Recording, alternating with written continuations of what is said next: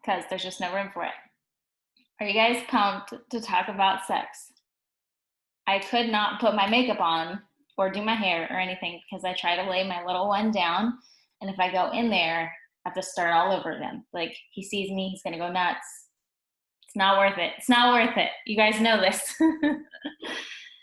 So I'm super pumped to do day 3. It's like one of my favorite conversations because I feel like it's the most awkward and we don't talk about it.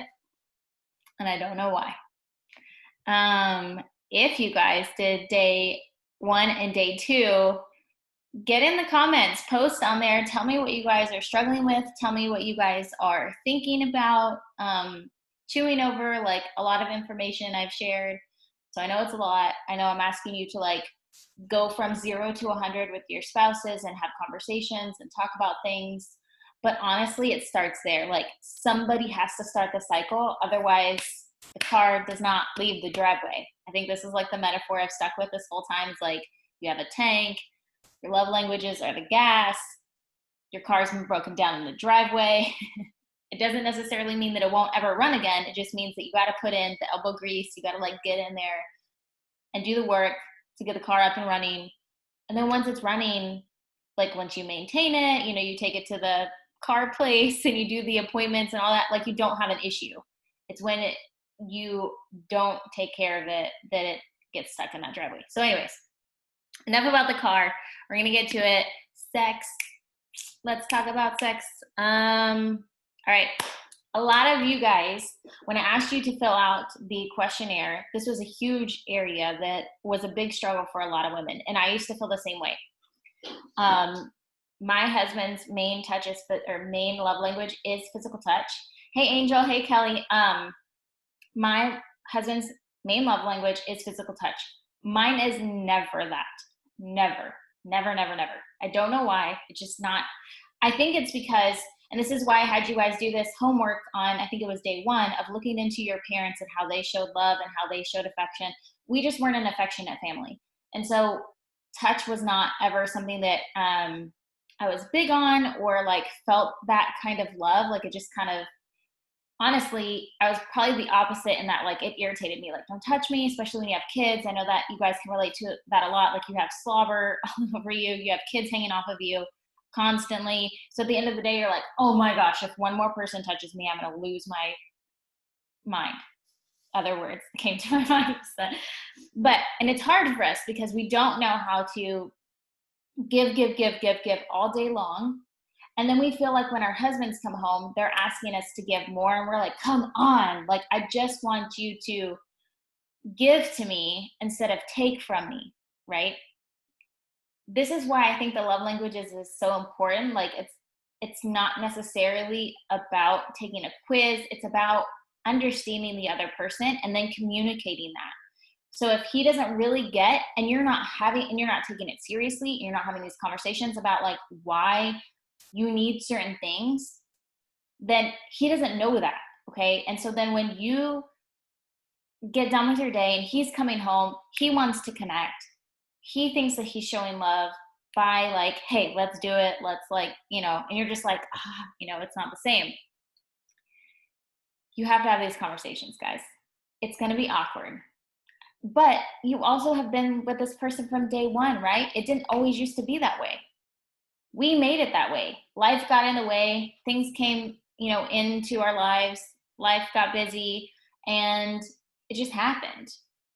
Well, now we have to know that the person that we're with is the person that we should trust the most, and the person that we should be able to talk to the most, and the person that loves us the most, and is there for us and wants to connect with us. Okay. It just, things along the way just got messed up. And we have to remember this. So the more you talk, the more you have sex, the more you want sex. It's because it's like biology. I've researched, I've read up on this. Like, I cannot find an excuse of why I ain't having it except that I'm just saying I don't want it, right? It's the truth. As much as we hate it, the more you want it, or the more you do it, the more you'll want it. The less you have it, the less you'll want it.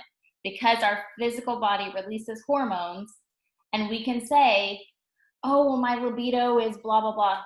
Your libido is directly linked to this.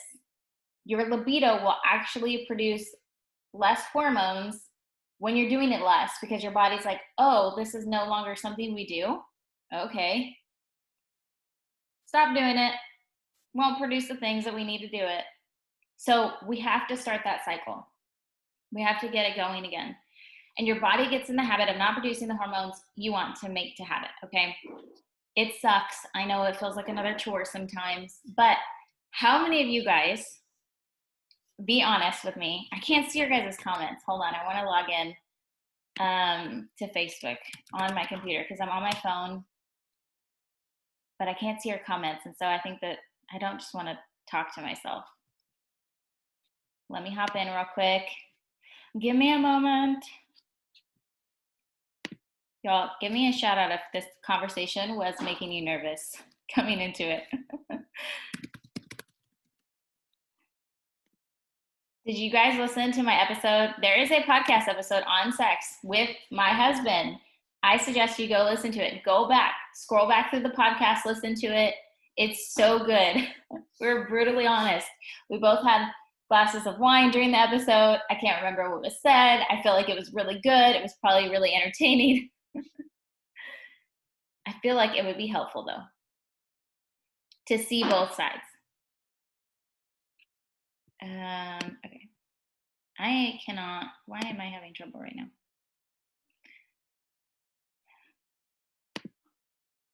Okay. So I'm trying to get in my group so I can talk to you guys at the same time because I can't see the comments on my phone. Okay, cool. Okay, now I see. Okay, so I feel like you are assuming we all have the guys who are all about sex and the girls aren't. I don't have that situation. Okay, that's true. Okay, there is the flip side, but it's always somebody who has the higher desire and somebody who has the lower desire. So I'm just speaking in that situation because the majority of people who filled out the questionnaire, that was the category they fell in, but it also is reversed. Same thing though, we have to flip the script. We have to start the cycle and we have to talk about why it is. And it probably because if his love language isn't physical touch, then somewhere his gas tank is not getting full to where here's an example. I straight up tell my husband, because I know his way of connecting, his love language is physical touch. So his way of connecting is through intimacy. It can be hand holding, but really having sex makes him feel most connected to me. It makes him feel valued. It makes him feel, like I said, connected. What else? Loved, like we're on the same page, secure. And so, hey guys, if you're just tuning in, we're talking about love or sex. Day 3 of the Love Languages Challenge. But so I tell him, I'm like, hey, I know he's gonna want it, right? Or I'm saying, so I just remind him, hey, I need these things to feel connected to you, so that way we can connect together as a couple. And we have these conversations all the time. So I'm like, hey, during the day, bluntly, I'm like, if you want it this week, I need you to text me, tell me some things, remind me of how you're attracted to me, words of affirmation, give me some time. I need some time. When you come home, don't just think that we're gonna when the kids get in bed, don't just think that we're gonna I'm gonna attack you and I can touch you, blah blah blah. I need you to sit with me for a while, ask me about my day, have conversation. Also, you guys, as we get adults, life gets busy. There is no shame in planning it. There's no shame in planning it. I know some people go as far as putting it on the calendar. Some people go as far as just knowing that every couple of days it's probably about time. And so you just prepare yourself. And that's when you have those conversations. Hey, this is coming up. I'm going to need sex. Or he's going to say I'm going to want to connect with you. It's been a while. And so you guys just have to have that conversation. Let me know if you're tracking with me. Oh, his is acts of service. So maybe it's somewhere that you feel like you're serving an act of service, but it's not necessarily the act of service that he needs.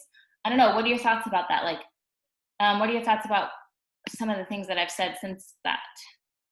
But the problem with when you stop having sex is that if you've noticed, the less sex you have, the less friends that you are. Like, you're not laughing as much together, you're not connecting together, you're not watching shows together, or you're like in bed and you're scrolling separately and you're avoiding him because you feel like if you touch him, that means that he's going to want it. And so you don't touch him, or he's avoiding you because if you touch him, it means you'll want it. And so everybody's living like these parallel lives of don't touch each other. Like, heaven forbid, like if I touch you, you're going to put the moves on me. But that's how it used to be, right? Like, what's wrong with that? And it's because we're not feeling connected. I mean, and communication and connection, those are the two barriers that prevent us from having sex and being touched out, which is why I talk a lot about like night triggers of when I put the kids down, we have a routine. My husband knows it. And you can even tell him, like, don't be afraid to tell your husband what you want or what, and then to mess it up. Like, there was a time where we, like I said, go listen to this podcast that my husband and I did on sex. We were trying to get back into the groove, Stella, I need my groove back. And so it was like, let's try this. Let's do that. And then it was like, oh wait, I don't like that. Don't do that ever again. And so we have to be okay with being embarrassed and having these conversations and messing up and being like, whoa, like, I ain't in college anymore. We're going to do it this way. And that's okay. No, I have no shame, apparently.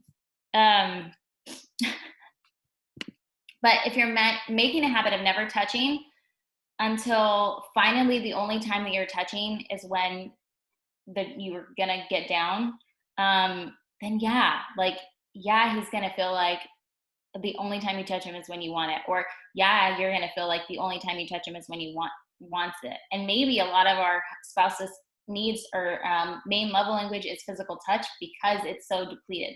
I feel like there's a natural, a lot of our husbands have that naturally, or we have it naturally, but then if it's depleted, I think that love language gets even more heightened, which causes more problems if it's not met, right? Because just like you're starving for words of affirmation and you feel, I just got a phone call. Just like you're starving for words of affirmation, and it's not met, you become resentful, you feel disconnected, you feel like you aren't loved, you feel like you aren't heard, you feel like you aren't seen. It's the same way both sides. So we got to communicate about needing mental breaks, about what we need to feel connected to do those deeds, right? And then scheduling it, whether it's talking about it, some verbal thing, it's coming, you got to prepare yourself. And y'all, like I said, I don't know if I said this out loud. I can't remember. I've already said so many things. But you guys know, and tell me, give me like the fire emoji below if once you do the deed, you're like, oh yeah, I like sex. I forgot. Like, you may not have been into it from the beginning, and then once it's done, you're like, oh yeah, that was okay. I could do that again. And then like 2 days pass, and you're like, don't touch me, I'm tired, I'm exhausted. Or you're like trying to get your husband to pay attention to you. You guys, there's like two categories. We either, like, when we're women, our hormones go like nuts, and we like, my husband's been waiting for that. Every year he's like, when you're 30, I know that your hormones are going to be like, and you're going to want me so much. And I'm like, okay. It hasn't happened yet for me.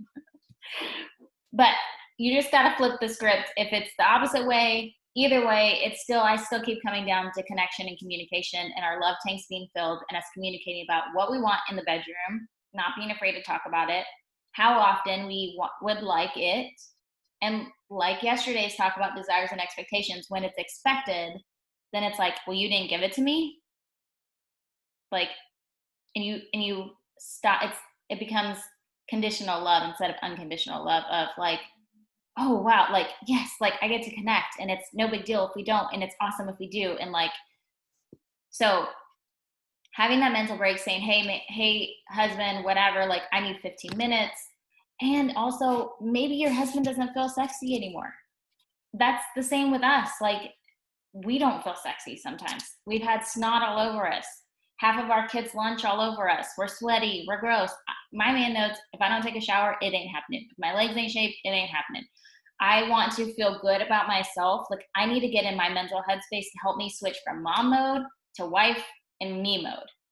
And so I got to do what is necessary. And then I let him know that so that way he can help me. So he's like, okay, I'll do the dishes for you. You guys, it is so like they are willing to step up if they know that like this is a joint thing that everybody's going to be happy from. They're willing to step up and help you, whether it's, hey, let me read the kids a story while you go drink your tea. My husband makes my tea every night. I put the kids down. He goes and makes it. I get in my pajamas, wash my face, do all the things, sit in bed, and then he brings me my tea when it's ready. And then we sit down together and we have a snack. But right now, I'll be very candid with you. We have a toddler in our room. He is off his sleep thing. So it's like, hey, if we want to connect, we need to do it right away because he's about to wake up. He always wakes up like right before we go to bed. And then that's when, things go down, and he's been cough blocking. So we have to talk about it. Communication, conversation, connection. You feel his needs. It's going to be easier for you to feel his. It's this cycle of giving and serving the other spouse. Let me know if you guys are tracking with me, because I don't know how far I'm going like off the handles to where you guys are like, what am I in? Okay. So, just say to your husband, and even when your husband walks in the door, like he's been at work, he feels like he's been serving you all day. He feels like he's been pouring himself out for you to provide. And then you immediately attack him when he gets home. It's hard. It's hard for both of us. Just letting them know like, hey, I know you've been at work. I know you just came home. I know this would really help me to just hit the reset button and start our time together. Could you do this, that, and the other? Because until I set that reset button, I'm going to feel like I'm in mom mode. I'm going to feel yucky and blah, blah, blah. Okay. So here is your homework issue. We're keeping it short today. You guys, I want to go deeper with you guys in this, and I am. Let me see the comment. Okay. I am doing, I'm glad you guys agree because I don't know. I know it's such a taboo thing to talk about, and I feel like sometimes we do, but yeah. So exactly. So my kiddo is still, he has a pattern of, we go to bed, he's in his crib right by us because we don't have room in our house right now for him to be somewhere else. So he's in our crib, or he's in the crib right by us, but then he wakes up in the middle of the night and he knows he's going to get in our bed. It's a habit I can't break. I don't really care because that's how we're surviving right now. So we just have to talk about it. I have to get my mental headspace of like, oh yeah, I like it. Like I should write it on my hand as a reminder. I like this. Because when you're at the beginning of it, you just don't.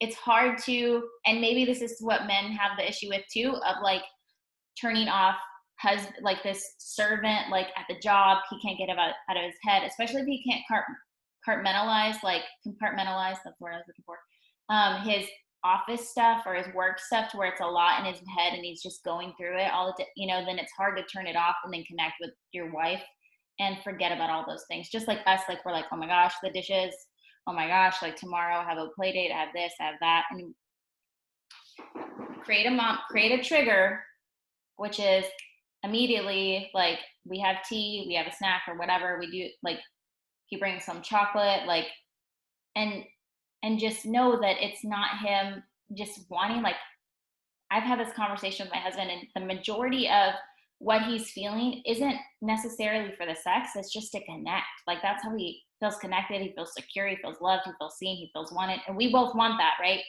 No matter what it is, what mode of transportation, we both want those things.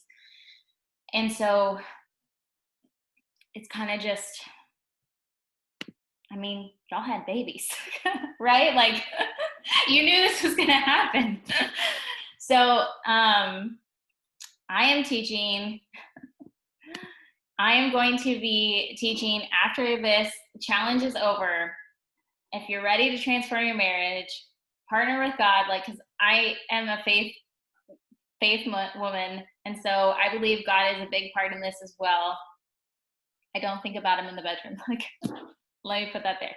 But I'm going to be starting a So She Grows marriage series. It's going to be a 30-day group coaching experience with other faith-fueled mamas. And I will walk you through the 4 C's, which are going to be collaboration, communication, connection, cultivation. Like cultivation meaning like, is your marriage bearing fruit? Is it growing? Is it thriving? And then I just want you guys to experience like the full like fruitness and fulfillment and favor that God has for your marriage. And so I feel really passionate about that. And if you're tired, like I feel like, and tell me if I'm wrong, I feel like a lot of the times, the main issue is just that we feel unseen, unheard, and unappreciated. And so with that in mind, that is how I created this workshop, is that I want to completely break through those barriers and get to the bottom of why that is and help you guys get back to like dating. I've never been more in love with my husband, y'all. Like it's, and we've, it, intimacy just keeps getting better. Okay. And that's because we're willing to do the hard work and have the awkward conversations and talk about these things. And half of you guys can do this on your own. But if you need help, I'm willing to get into the dirty, muddy waters with you guys so that way make life easier. But let's get to this homework. Okay, your homework for tonight is to talk about your issue with intimacy. Why? Like, what's your holdup? What's his holdup? You know, like you guys should have done yesterday, writing down your love languages, how you give love, how you receive love. Maybe there's some sort of like miscommunication in the wires of things that aren't getting done that need to be fulfilled for you guys to connect with intimacy. Needing that reset. And also feeling like everything leads to sex. I know that a lot of you guys wrote in there that you felt like if you touched your husband, it would lead to sex. Or if you touch him, he was afraid it would lead to sex. Ask them why that is. Ask, you know, like, or tell them. I've had the same conversation. Hey, I feel like I'm kind of afraid to like even hug you. Like all I want to do is snuggle, but I feel like if I snuggle you, you think that it's this, and I don't really want that tonight. You know, help me out here. Usually they are brutally honest with you. Coincidentally, my husband just sent me a text message with laughing emojis just now.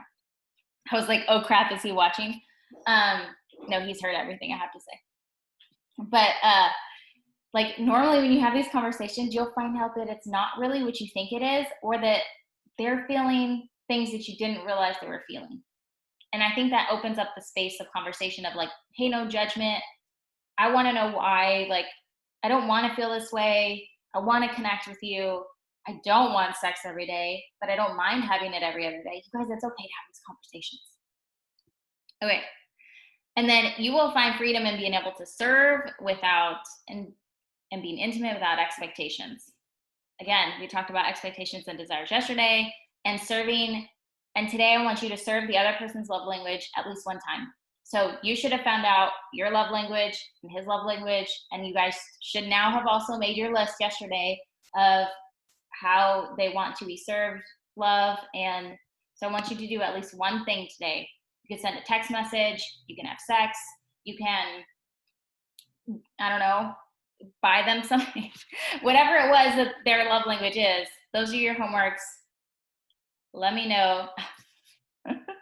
Girl, that is not okay. I just read these comments and she was like, my son's not in her bed, but sometimes I wish he was.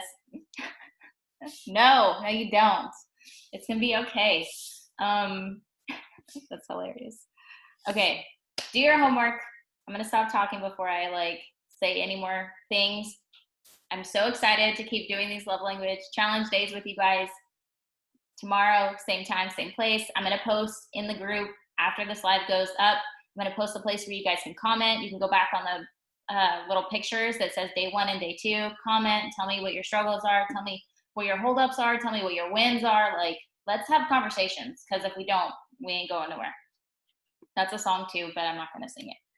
I feel like I've sang too much and embarrassed myself too much. But that is it. Do your homework. Tell me how it's going. Let me know if I missed anything.